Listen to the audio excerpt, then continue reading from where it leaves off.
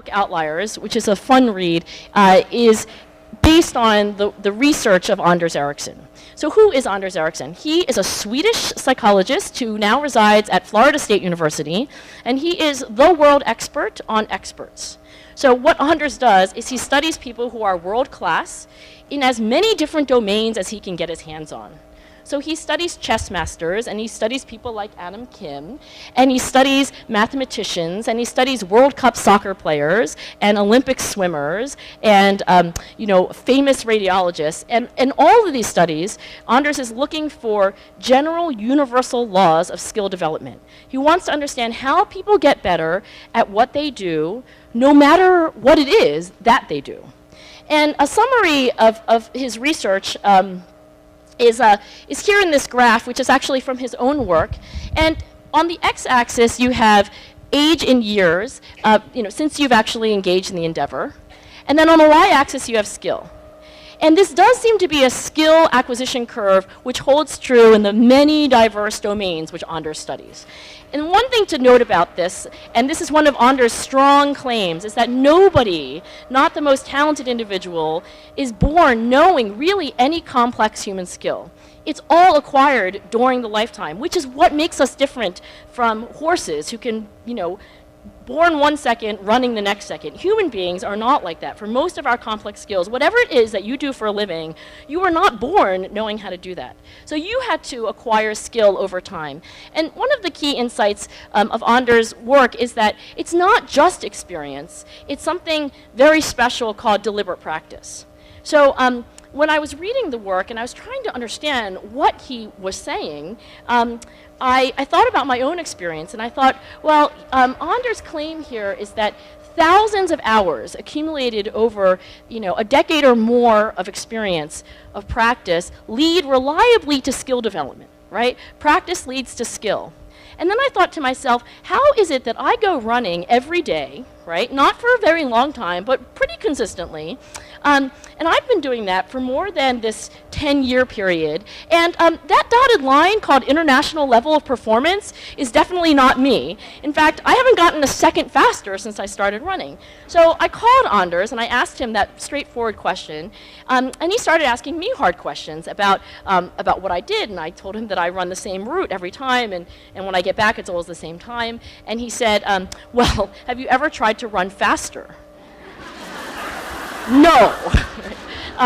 Have you ever tried, like doing interval workouts where, first you run fast and no. Have you ever tried to run longer? No. Have you ever tried essentially to do anything other than the same darn thing over and over again? And I realized no, and then he said, well, there you have your answer. So deliberate practice is not just showing up. It's not just having years of experience. It's not the guarantee that the veteran teacher is going to be a better teacher than someone with less experience, because it's the kind of practice that's accumulated. And how he defines deliberate practice is, very specifically, working on the edge of your abilities, where challenges exceed skill, on a very, very focal element of your performance. Not, well, today I'm going to try to get better, but today I'm trying to work on some very specific facet, right? And then feedback. So I know how I did. I tried to do something I couldn't do, very specific, right? Not just in general, but, for example, I'm a swimmer and I'm just working on the angle that my left hand makes on entry into the water. Not in general, I want to get a better stroke, but really specific.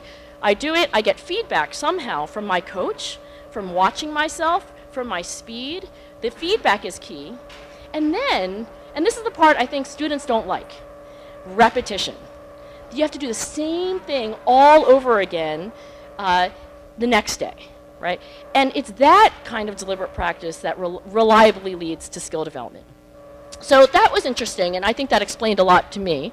So then I asked Anders, well, why is it that if it's that special kind of practice, which I understand now is not the same thing as plain old experience, well, why aren't we all better and better at everything we do? Why am I so disappointed in humanity so much of the time? Like, why can't people do their jobs better? And why don't people seem to be coming to work with that, leaning forward into the wind inclination to get better and better every day?